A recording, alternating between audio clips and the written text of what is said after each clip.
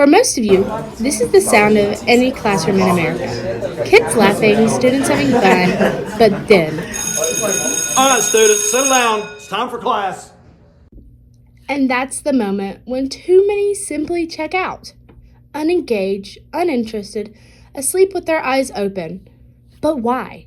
Have you ever asked, why do classes have to be the least exciting part of school? Does it have to be this way? This is what we want to find out. Jason is a high school senior. He says he felt unengaged and trapped for the first 9 years of his education. I feel like that class done nothing towards my education career, and every day I went into that class dreading it because I knew we were going to be doing nothing.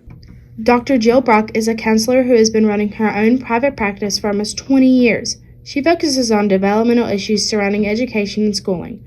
Brock says that there is a lot of stress on not just students, but teachers as well. I think if you have teachers that are stressed out and under a lot of pressure, it's a trickle-down effect. Jeff McClellan is the founding principal of MC Squared and an educational consultant working to innovate schools around the world. He really believes that student engagement and teachers' attitudes plays a big role in how hard the student works. If you don't believe you can do the work and you don't feel like the person that you're working with cares about you, then why are you going to make the decision to do something that's a little bit harder in the moment than just take the easy way out? We asked McClellan if he believes schools create a supportive, personalized learning environment. No, I don't, unfortunately. Our system was set up essentially to churn out people who could all do the same things.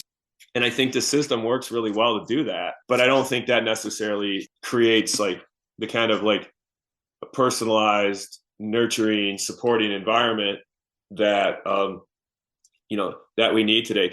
Karina Kensis works for VIAS, a national flexible seating company. Karina says it goes beyond engagement. She believes stale, boring classrooms take a toll on students' mental and physical well-being. The lack of can lead to depression. The lack of leads to feeling tired and fatigued.